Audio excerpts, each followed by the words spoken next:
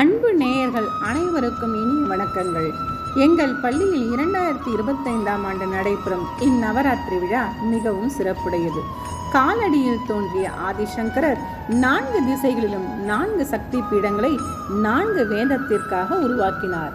கிழக்கில் பழமையான ரிக் வேதத்திற்காக பூரி கோவர்த்தன பீடத்தையும், மேற்கில் சாம வேதத்திற்காக துவாரகா காளி பீடத்தையும், வடக்கில் அதர்வன வேதத்திற்காக ஜோதிர் பீடத்தையும், தெற்கில் யஜூர் வேதத்திற்காக சாரதா பீடத்தையும் உருவாக்கி சக்தி வழிபாட்டை மேன்மை அடையச் செய்தார். மேலும் கல்வியில் கரையற்ற புகழுடைய காஞ்சி மாநகரத்தில் காமகோடி பீடத்தை உருவாக்கி அதன் மூலம் பல அறப்பணிகளை இன்று வரை தொடர்ந்து நடைபெற வழிவகுத்தார். அத்தகைய அறப்பணியில் கல்வியோடு கலைப்பணியும் சிறப்புற செய்து வரும் ஸ்ரீ சங்கரா பள்ளி இவ்வருடம் 50வது ஆண்டில் காலடி வைத்து பொன்விழா கொண்டாடும் இவ்வேளையில் பூஜ்ய ஸ்ரீ மகா பெரியவாள் இருவராலும் பள்ளியின் பெயர் பொறிக்கப்பட்ட கல்வெட்டு திறக்கப்பட்டு இவ்விழா இனிதே தொடங்கியது. இவ்வேளையில் 50 அன்னையர் எழுந்தருளி அருளாசி வழங்கும் சொர்ண குழுவாக காட்சி அளிக்கின்றார்கள். வாருங்கள் காணலாம். நவதுர்கையை காண்போம் வாருங்கள். வேதங்கள் துர்கைக்கு 9 வடிவங்கள் இருப்பதாக கூறுகின்றன. வட இந்தியாவில் 9 நாட்களும் இந்த நவதுர்கைகளை முறையாக பூஜை செய்தால் அனைத்து நலன்களையும் அள்ளி தருவாள் என்பதை ஐதீகமாக கொண்டு வழிபடுகின்றனர். சைலபுத்ரி, இவருக்கு மலைமகள் என்று பெயர். இவர் சக்தியின் தொடக்கம். முதல் நாள் வழிபடுவர். ஆதிசக்தி யோக சாதனையை இவ்வன்னையை வணங்கியே தொடங்குவர். நந்தி வாகனம் உடையவர். சூலாயுதம் தாங்கியவர். 2ஆம் நாள் வழிபடுபவர். இவ்வன்னை பிரம்ம என்றால் தவம் என்று பொருள். அதனால் தவச்சாரணி என்றும் கூறுவர். வலக்கரத்தில் கமண்டலம், எளிமையின் உருவம், நன்றி, அறிவு, ஞானம் ஆகியவற்றின் வடிவம், பொறுமையை தருபவள். திரகாண்டா 3ஆம் நாள் வழிபடுபவர். இவ்வன்னை சந்திர பிறையை அணிந்தவள். 3 கண், 10 கரம் உடையவர். புலி வாகனத்தில் அமர்ந்திருப்பார். இவர் சக்தியும் மகிழ்ச்சியும் தருபவர். கூஷ்மாண்டா 4ஆம் நாள் வழிபடுபவர். இவ்வன்னை கூஷ்மாண்டா என்றால் சிறிய வெப்பமான உருண்டை என்று பொருள். அதனால் உலகை படைத்தவர் என்பர். ஆதிசக்தியின் வடிவமே ஆவார். 8 கரம் உடையவளாய் சிம்ம வாகனத்தில் அமர்ந்திருப்பாள். கந்தமாதா 5ஆம் நாள் வழிபடுபவர். இவ்வன்னை முருகனின் தாய். 4 கரங்கள் கொண்டு மடியில் முருகனை வைத்திருப்பார். தாய்மையின் வடிவம் என்று கருதப்படுபவர். காத்தியாயினி 6ஆம் நாள் வழிபடுபவர். இவர் மகிஷாசுர மர்தினி என்று அழைக்கப்படுபவள். 4 கரம் கொண்டவள். கவலைகளை தீர்ப்பவள். காலராத்திரி, கலா என்றால் காலத்தின் முடிவு என்று பொருள். கருமை நிறமும் 4 கரமும் கொண்டவள். கழுதை வாகனத்தில் ஏறி வருபவள். தீமைகளை அழித்து பாதுகாப்பவள். மகாகௌரி, தேவியின் உடல் பால் போல் வெண்மையானது. 4 கரம் உடையவர். வெண்ணிற காலை வாகனத்தில் வருபவள். தூய்மையும் அமைதியும் தருபவள். இறுதியாக சித்திதாத்ரி 9ஆம் நாள் வழிபடுபவர். சித்திகளை தருபவள். தாமரை மலரில் அமர்ந்து 4 கரமுடன் இருப்பவள். சிம்ம வாகனம் உடையவள். வாழ்வின் பூரணத்தையும் அருளாசையும் வழங்குபவள். லக்ஷ்மி வழிபாடு செல்வ வளத்தையும் ஆரோக்கியத்தையும் தரும் என்பர். அஷ்டலட்சுமி தேவியரை காண்போம் வாருங்கள். ஆதிலட்சுமி தவம் மற்றும் அருளுக்குரிய தெய்வமாக கருதப்படுகின்றார். தனலட்சுமி பணம் மற்றும் செல்வத்திற்குரிய அதிபதி. தானியலட்சுமி தானியங்கள் மற்றும் உணவுப் பொருளுக்குரிய தெய்வம். கஜலட்சுமி வலிமை மற்றும் ஆற்றலுக்குரிய தெய்வம். சந்தானலட்சுமி குழந்தைகள் மற்றும் சந்ததிகளுக்கு உரிய தெய்வம். வீரலட்சுமி வீரம், வலிமை ஆகியவற்றை சேர்ந்தவர்கள். வித்யாலட்சுமி கலை மற்றும் அறிவுக்குரிய தெய்வம். விஜயலட்சுமி எடுத்த காரியங்களில் வெற்றி பெற அருளுபவர். இப்படி அஷ்டலட்சுமிகளின் வழிபட நன்மை பெறும். அடுத்ததாக தசமகா வித்யாக்களை நாம் கண்டு மகிழலாம் வாருங்கள். தசமகா வித்யா என்பது பார்வதி தேவியின் 10 உருவங்களை குறிக்கும். இவர்கள் அளவற்ற கருணையும் எல்லையற்ற குரூரமும் கொண்டு தேவியின் அம்சங்களாக விளங்குபவர்கள். இவர்கள் தாய்மை முதல் கோபம் வரை அனைத்து உணர்வுகளின் வடிவங்களில் காட்டுபவர்கள். மகாகாளி தசமகா வித்யாக்களில் ஒருவர். காலத்திற்கும் மாறுதலுக்கும் தேவியாக கருதப்படுபவர். அதர்வன வேதத்திலும் தேவி மகாத்மியம் ஆகியவற்றிலும் இவரை பற்றி குறிப்பிடப்பட்டுள்ளது. வங்காளத்தில் எல்லா ஊரிலும் காளி வழிபாடு உண்டு. தாரா தேவி. தாரா என்றால் விண்மீன் என்று பொருள். புத்த சமயத்தில் இருந்து சாஸ்த வழிபாட்டிற்கு வந்த தெய்வம் என்று நம்புகின்றனர். நட்புக்கும் வழிகாட்டுதலுக்கும் உரியவர். சோதாக்ஷி பார்வதி வடிவங்களில் ஒன்று. இவர் லலிதா ராஜராஜேஸ்வரி என்ற பெயரால் அழைக்கப்படுகின்றார். இவரது வழிபாடு மற்ற மகா வித்யாக்களின் முடிவாகும். அழகும் மன ஒருமைப்பாட்டையும் தருபவள். புவனேஸ்வரி உலகங்களின் உச்ச ஆட்சியாளராக திகழ்கின்றார். பூமிக்கு நன்மை செய்பவராக விளங்குபவர். பைரவி சுய தியாகத்தையும் அச்சத்தையும் போக்குபவள். 4 கரமும் 3 கண்களும் உடையவளாக காட்சி தருபவள். சின்னமஸ்தா தேவி சுய தியாகத்தின் தெய்வமாக கருதப்படுபவர். உயிர் கொடுப்பவளாக உயிரை எடுப்பவளாக இருப்பவள். தூமாவதி சண்டை, தனிமை, நிறைவேறாத ஆசைகள், துக்கங்கள் போன்றவற்றை தன்னகத்தே கொண்டவர். பிரபஞ்சத்தின் தலைப்பின் போதும் உருவாக்கத்திற்கு முன்பும் தன்னையே வெளிப்படுத்தி கொண்டவராக கூறப்படுகிறார். பகலாதேவி ஞானம், வெற்றி தருபவர். எதிரிகளை செயலிழக்கச் செய்பவர். உலகத்தின் அமைதியை நிலைநாட்டுபவர். மாதங்கி பேச்சு, இசை என அனைத்து கலைகளுக்கும் அதிபதி. பேசாயி, பேச்சியம்மன் என்ற பெயர்களில் கிராமங்களில் வழிபடப்படுபவர். கமலாத்மிகா செல்வம், ஆரோக்கியம், பதவி, ஆன்மீக முன்னேற்றத்தை தருபவர். லக்ஷ்மி தேவியின் பழமையான வடிவமாக கருதப்படுபவர். தாமரையை அடிப்படையாக கொண்ட தெய்வமாக இவர் விளங்குகின்றார். ரசமகா சக்திகளை வழிபடுவதால் நன்மை கிடைக்கும் என்ற நம்பிக்கை உண்டு.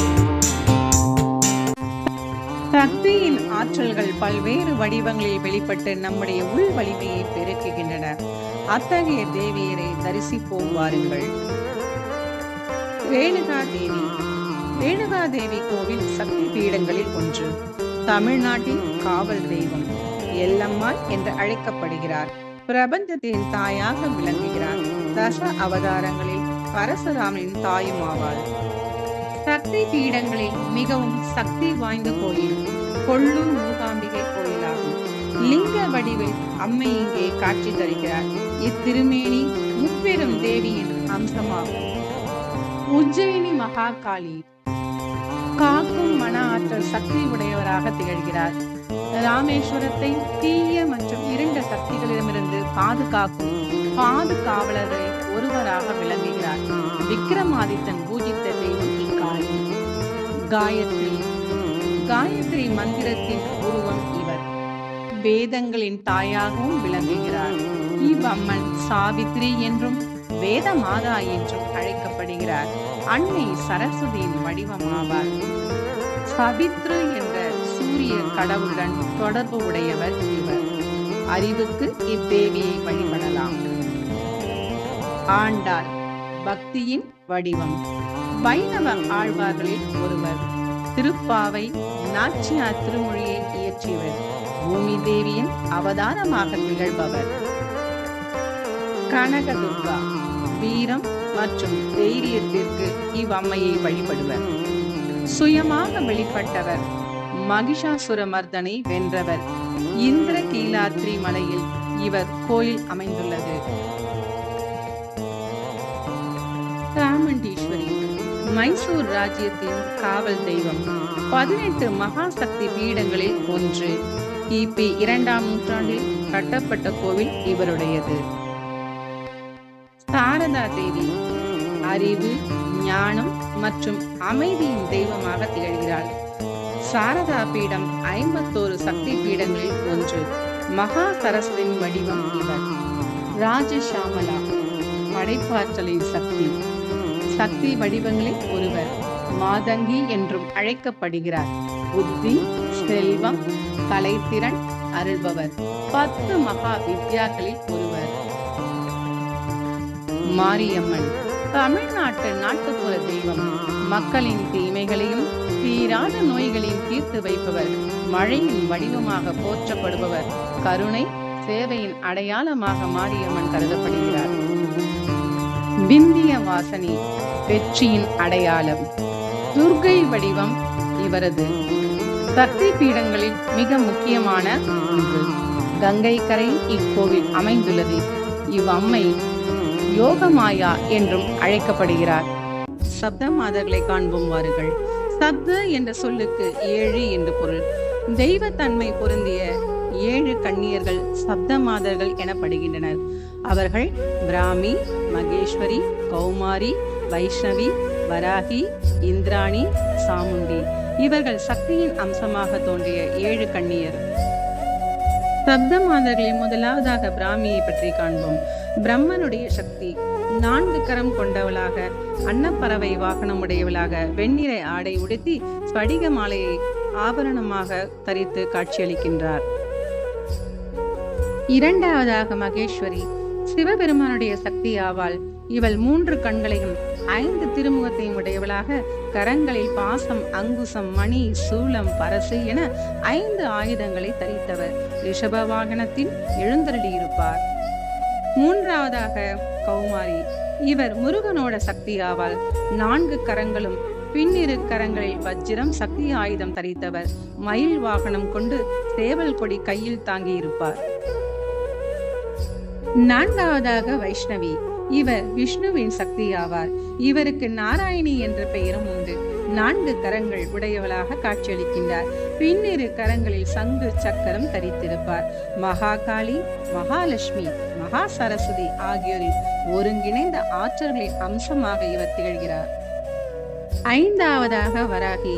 இவர் விஷ்ணுவோட வராக அவதாரத்தின் சக்தி ஆவார். பன்றி முகமும் 4 கரங்களும் உடையவராக, பின்னிரு கரங்களில் தண்டம் கலப்பை தாங்கியவராக, கருப்பு நிற ஆடை அணிந்து சிம்ம வாகனத்தில் அமர்ந்திருப்பார். ஆறாவதாக இந்திராணி. இந்திரனின் சக்தி ஆவார். 4 கரங்கள், பின்னிரு கரங்களில் சக்தி ஆயுதமும் அம்பையும் ஆயுதமாக கொண்டு ரத்தின கிரீடம் தரித்து வெள்ளை யானை வாகனத்தில் அமர்ந்திருப்பார். ஏழாவதாக சாமுண்டி அன்னை. துர்க்கையின் அம்சமாவார். 4 கரங்கள், 3 கண்கள், கோரைப்பல், கருமேனி உடையவர். புலித்தோல் உடுத்தி கபால மாலை அணிந்து முத்தலை, சூலம், முண்டம், கத்தி, கபாலம் ஆயுதங்கள் தரித்து நந்தியின் மீது அமர்ந்திருப்பார். உலகை இயக்கும் 5 தொழில்கள் புரிந்து வரும் ஆதிசக்தி எடுத்த திருமேனிகளை சப்த கன்னியர் என்றும், சப்த மாதாக்கள் என்றும், சப்த மாத்திரியை என்றும், 7 கன்னியர்கள் என்றும் அறியப்படுகிறார்கள். தங்கள் குலதெய்வம் யாதொன்றும் அறியாதவர்கள் சப்த கன்னியரை குலதெய்வமாக வழிபடுவர். சதி அன்னையின் உடல் பாகங்கள் ஒன்றுபட்ட இந்தியாவில் 51 இடங்களில் விழ 51 சக்தி பீடங்கள் தோன்றின. அவற்றில் சில சக்தி பீடங்களை காண்போம் வாருங்கள். காமாக்கியா அன்னையின் கோயில் அஸ்ஸாமில் உள்ளது. காமாக்கியா என்றால் ஆசைகளின் வடிவம் என்று பொருள். சதி தேவியின் யோனி பாகம் பூமியில் விழுந்ததாக கருதப்படும் பகுதி. காஞ்சி காமாட்சி தேவியின் அன்பு மற்றும் கருணையை வெளிப்படுத்தும் சக்தி பீடங்களில் ஒன்று. காமாட்சி என்றால் கருணை நிரம்பிய கண்களை உடையவள் என்று பொருள். மோட்சம் தரும் 7 தலங்களில் ஒன்று. சதி தேவியின் நாபி விழுந்த இடம் இது. மதுரை மீனாட்சி. மீனாட்சி என்றால் மீன் போன்ற கண்களை உடையவள் என்று பொருள். இவள் உருவம் மரகத கல்லால் ஆனது. கருணை உடையவள், நல்லாட்சி புரிபவள். வைஷ்ணவ தேவி 3 தலைகளுடன் காணப்படும் பாறை உருவத்தில் காட்சி தருபவள். தாயாகவும் நமக்கு பாதுகாவலாகவும் இருப்பவள். கன்னியாகுமரி தேவி முக்கடல் சங்கமிக்கும் இடத்தில் வீற்றிருப்பவள். கன்னி வடிவத்தில் இருப்பவள். அரசுராமரால் கட்டப்பட்ட கோவில் இது. சதி அன்னையின் முதுகு பகுதி விழுந்த இடமாக கருதப்படுகிறது இந்த பகுதி.